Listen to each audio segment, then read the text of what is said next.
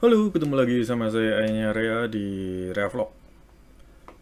Di sini kita berada di segmen asal jawab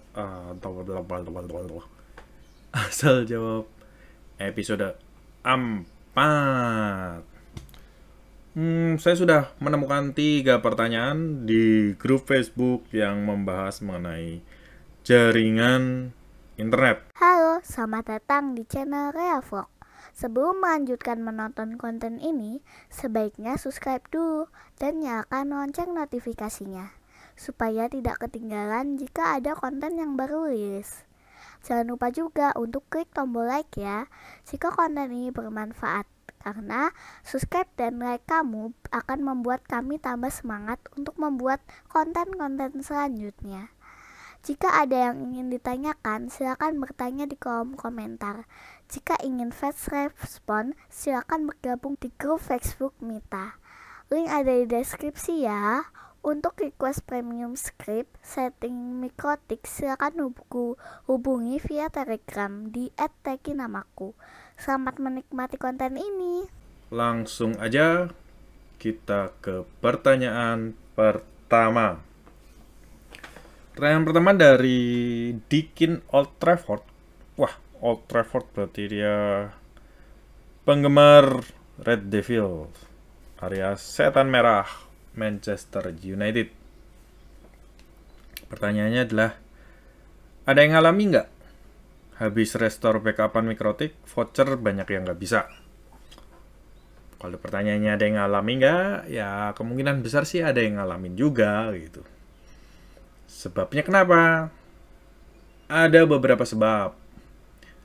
Pertama, pastikan dulu bahwa backupnya itu sempurna.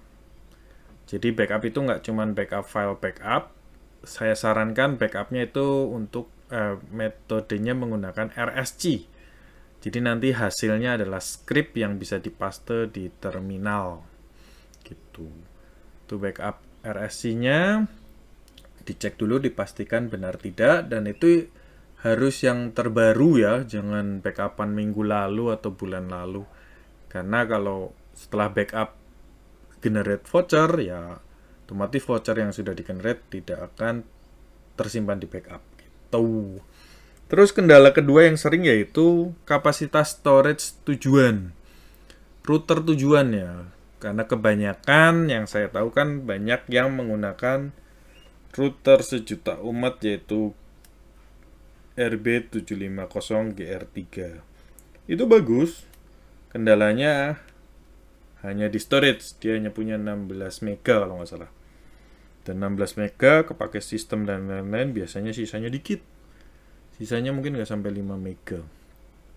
Nah, kalau teman-teman nge-restore atau nge-save voucher yang jumlahnya ribuan, kemungkinan storage-nya tambah sedikit lagi. Nah, kendalanya biasanya kalau overload, yang di-restore itu lebih besar daripada kapasitas, maka tidak akan terrestore semua. Cara ngeceknya bagaimana? Kita bisa cek di lognya ketika restore. Pesannya apa, terus kita juga ngecek storage-nya apakah masih ada enggak ketika proses ya. Jangan ketika sudah selesai terus dilihat, masih ada kok, storage masih ada 500 KB gitu-gitu. Jangan, tapi ketika proses. Kita proses, dicek storage-nya bagaimana.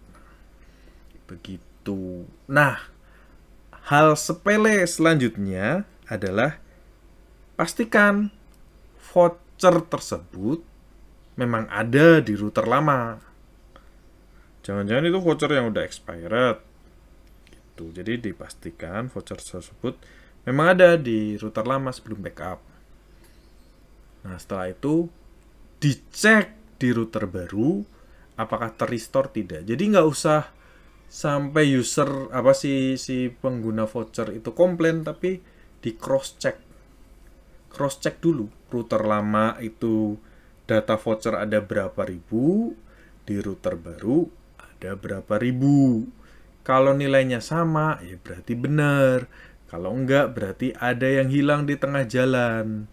Kendalanya ya ketika backup atau ketika restore gitu. Jadi Ngeceknya simple sih, tinggal cek di router lama, jumlah user berapa, kan bisa dilihat tuh di hotspot user. Dan di router baru, jumlah user berapa. Jika angkanya sama, ya sudah berarti benar. Tapi kalau angkanya berbeda, berarti kendalanya adalah ketika backup atau ketika restore. Kalau ketika backup, berarti backupnya tidak sempurna. Kalau ketika restore, bisa jadi restore-nya tidak sempurna karena faktor storage tadi. Begitu ya. Oke, kita lanjut ke pertanyaan kedua. Dari Iwan Parabola. Ini kenapa ya kok address-nya beda? Ingin tahu penjelasannya, maaf pemula. Nah, Om Iwan, saya mau menjelaskan mengenai, sebelum kita masuk ke ini ya, yang di biru-biruin ini, saya mau menjelaskan mengenai IP yang dipakai. Jadi, menurut kaidah internasional,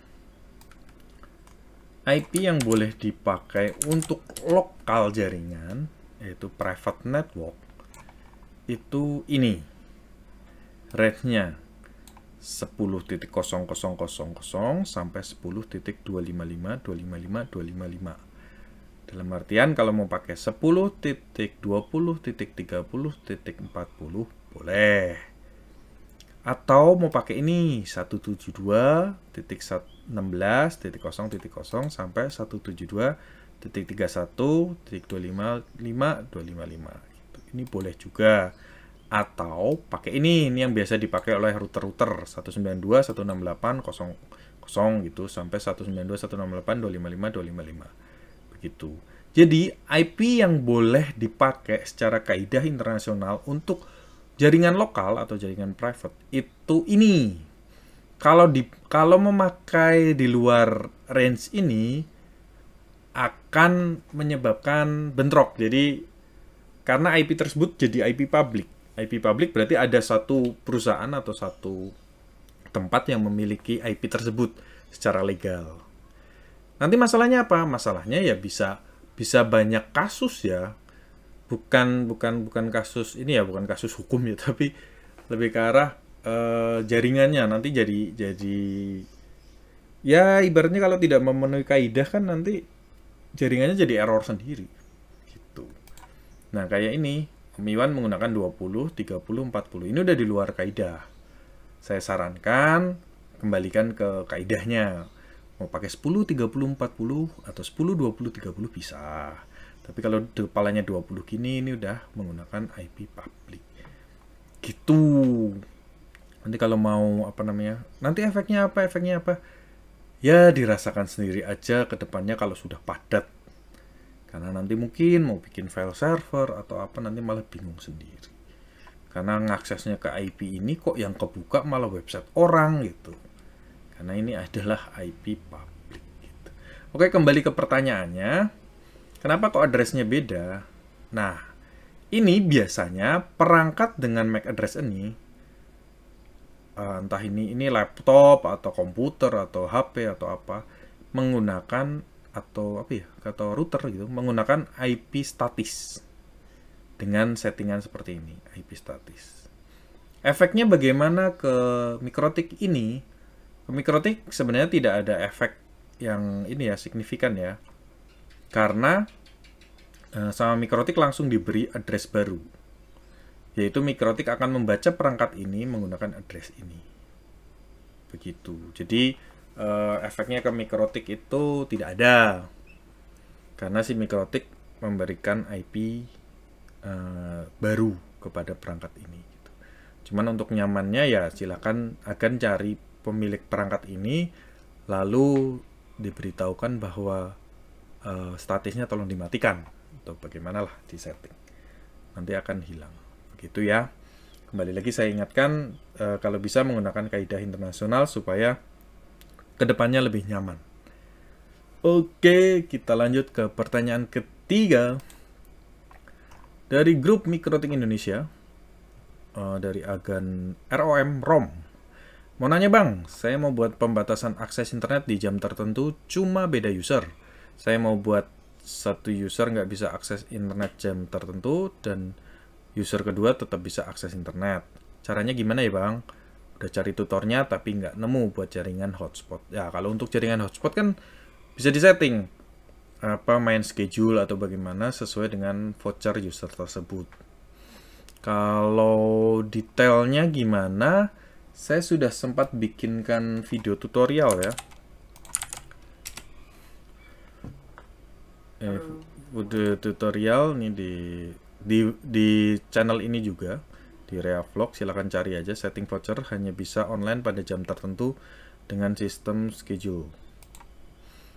Nih pertanyaannya mirip. Min mau nyari solusi nih buat mohon bantuannya, gimana caranya bikin user profil dengan masa aktif 1 bulan, terus perharinya user tersebut hanya bisa online dari jam 6 pagi sampai jam 2 malam gitu. Jadi settingannya seperti ini.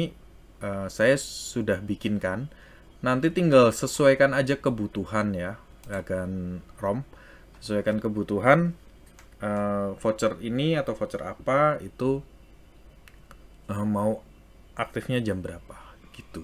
Silahkan dipelajari di YouTube tersebut. Oke, kayaknya segitu aja asal jawab episode keempat ini. Sampai ketemu lagi di asal jawab berikutnya. Dadah.